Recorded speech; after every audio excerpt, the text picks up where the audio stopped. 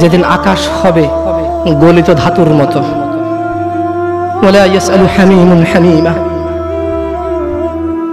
সেদিন কোন অন্তরঙ্গ বন্ধুর খবর নেবে না। ইন্না লিল্লাহি ওয়া ইন্না ইলাইহি রাজিউন। কত বড় মারাত্মক কথা! হায়াতের মালিক কে? গায়েবের মালিক কে? সে কিভাবে বলে সে পরে আসবে? সে মাগরিব পড়বে না, ইশা পড়বে না, ফজর পড়বে না, সে মাগরিবে বলে কালকে ফজর থেকে পড়বো, সে রাতের গ্যারান্টি দিচ্ছে সে বাঁচবে। লিখে দে তুই রাত বাঁচবি। তারা ইনশাআল্লাহ দাঁড়িয়ে রাখবে, এরকম অনেকবার বলেছে নাকি বলে নাই? পরে রাখবে আর একটু বয়সের পরে। ছি ছি ছি ছি ছি ছি ছি ছি ছি, এমন হাজার মা বাবা পাওয়া যায়, ছেলেটা দাঁড়িয়ে রেখেছে, এসএসসিতে পড়ে, বললো যে এখন রাখিস না, কলেজে উঠলে রাখিস। ওই মা, তোমাকে বলি তুমি তোমার ছেলেকে আদর করো না? ছি ছি, মিথ্যা মা। আরে তোমার মতো মারা মাইশাকে হত্যা করে ফেলেছে পরকিয়া করতে গিয়ে। তোমার চাইতে মাইশার মা অনেক ভালো ছিল, মেয়েকে হত্যা করেছে, অন্তত ইসলামে তো বাধা দেয়নি।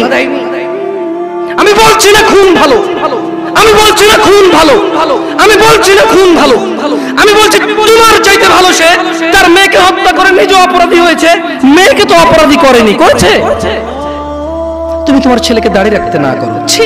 ঠিক আছে, তোমার ছেলে কলেজে যাবে না, এখানে মহিলারা ওয়াজ শোনে, এই কাগজ কি কেউ পৌঁছাতে পারবে? মহিলা লিখে দেবে তার ছেলে কতদিন বাঁচবে, লিখে দিবে তার ছেলে কলেজ পর্যন্ত বাঁচবে, তারপর দাঁড়িয়ে রাখবে, সে লিখে দেবে। কেন? ওর মা তো বললো কলেজে উঠলে রাখবে, তা কিভাবে বললো ওর মা? আপনি বলছেন যে কলেজ পর্যন্ত বাঁচবে কিনা লিখে দিতে পারবে না, তাহলে ওর মা কিভাবে বলে কলেজ উঠলে রাখবে? এই ছেলেটা কিভাবে বলে আর একটু বয়স হলে রাখবে? ও তো জানে কতদিন বাঁচবে, ঠিক এই জন্য নির্ধারণ করছে যে আমি তো 200 বছর বাঁচবো, ওকে 150 বছর পরে রেখে দেবো। এরকম না হলে সে কিভাবে বলে সে পরে রাখবে? ইয়া শিবা, تعال إلى المسجد، تعال إلى الله جل وعلا। তাকে যখন বলা হয় মসজিদ এসে, সে বলে পরে। লিখে দে কবে কতদিন বাঁচবি রে তুই, লেখ। এই ছেলে লেখ। হাসতেছেন হাসতেছেন, ইন্না লিল্লাহি। সে বলে পরে। তার এই কথাটা মিনিং করে সে জানে সে কতদিন বাঁচবে, তাই সে পরে এক সময় করে এসে দিবে। ইন্না লিল্লাহি ওয়া ইন্না ইলাইহি রাজিউন। কত বড় মারাত্মক কথা! হায়াতের মালিক কে? গায়েবের মালিক কে? সে কিভাবে বলে সে পরে আসবে? সে মাগরিব পড়বে না, ইশা পড়বে না, ফজর পড়বে না, সে মাগরিবে বলে কালকে ফজর থেকে পড়বো, সে রাতের গ্যারান্টি দিচ্ছে সে বাঁচবে। লিখে দে তুই রাত বাঁচবি।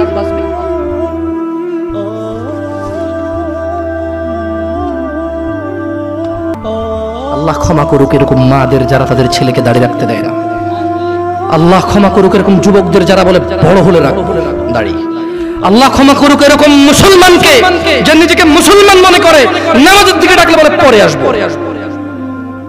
শোনেন, দুনিয়া তুচ্ছ। দুনিয়া কি? জামশেদ মজুমদার বলেছে না, দুনিয়া তুচ্ছ। জামশেদ মজুমদার বলেছে? কে বলেছে? কে? আল্লাহ জাল্লা ওয়া আলা, রব্বুস সামাওয়াতি ওয়াল আরদ, যিনি জমিন এবং আকাশের মালিক, তিনি বলেছে দুনিয়া তুচ্ছ, খেল তামাশার বস্তু। আর আল্লাহর কাছে যা আছে তা উত্তম, তা স্থায়ী। অনুধাবন করবে না তোমরা, অনুধাবন করবে না। শুনুন, সূরা মাআরিজ 29 পারা সূরা। আমি দুঃখিত, আপনাদের মনে হয় লেট হচ্ছে, অনেক কষ্ট হচ্ছে না?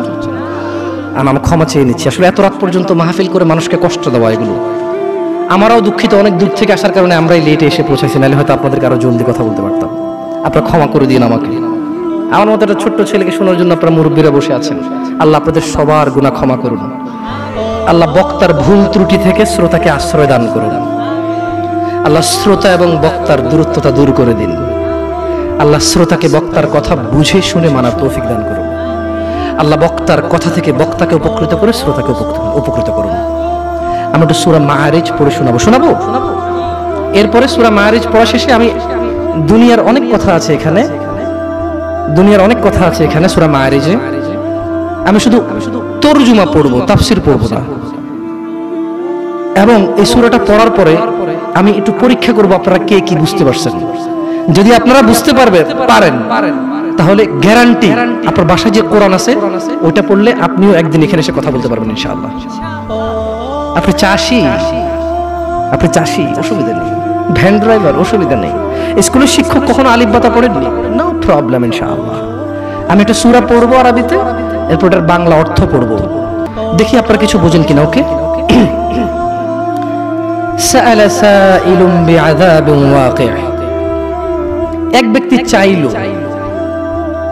সংঘটিত হোক, ঘটে যাক, হয়ে যাক শাস্তি, যা অবধারিত, যা আসবেই আসবে। লিল কাফিরিনা লাইসা লাহু দাফি', কাফিরদের জন্য, কাফিরদের জন্য, কাফিরদের জন্য এটাকে ঠেকানোর, এটাকে আটকানোর কেউ নেই।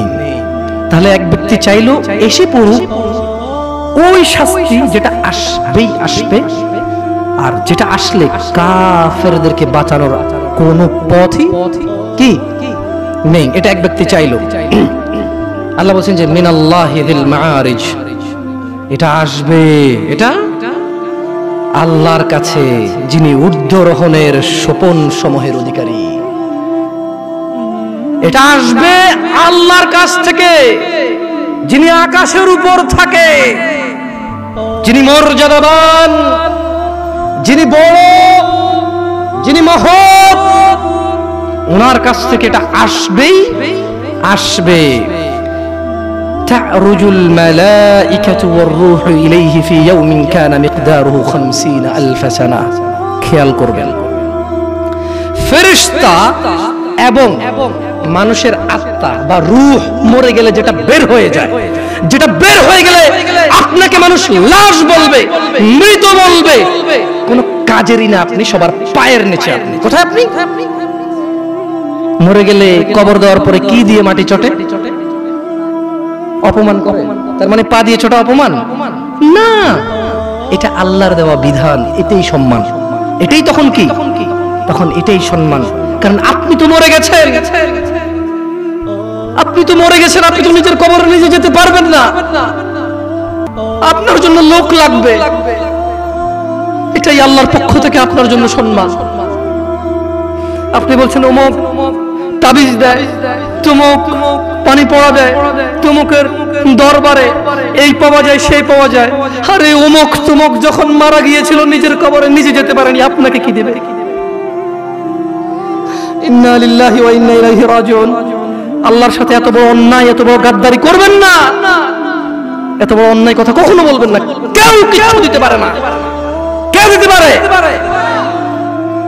বাস আল্লাহ। এই দেশের এমপির কাছে যেতে পিএস লাগে, আল্লাহর কাছে যেতে কোনো কিছু লাগে না, শুধু সৎ আমাল লাগে। কি লাগে? সৎ কর্ম লাগে, কোনো মানুষ লাগে না। আল্লাহ কাউকে ঠেকা দিয়ে রাখেনি, আল্লাহ কারো কাছে ঠিকাদারে দিয়ে রাখেনি যে তুমি মাধ্যম ছাড়া আমার কাছে কেউ আসতে পারবে না। আল্লাহ মানুষের এইখান চাইতে কাছে, আল্লাহ মানুষের কি এই এই গলার যে পশমটা, এটা চাইতে আল্লাহ কাছে মানুষের। বুঝে আসছে না আসলে? আচ্ছা যাই হোক, তো আল্লাহ বলছেন যে ফেরেশতা এবং রূহ আল্লাহর দিকে উপরের দিকে ওঠে এমন একদিনে যার পরিমাণ 50,000 বছর। একদিনের পরিমাণ কত বছর? যারা বলে যে আরে একটু গুনাহ কইরালো, হালকা একটু জইলা তো জান্নাতে যাবই মুসলমান, একদিন যদি 50,000 বছর হয়, আধা দিন জ্বললে কয় হাজার বছর? দেখি তোর কত বড় ক্ষমতা, গ্যাস লাইট জ্বালা 3 মিনিট জল, দেখি কি লাগে তোর। মিয়া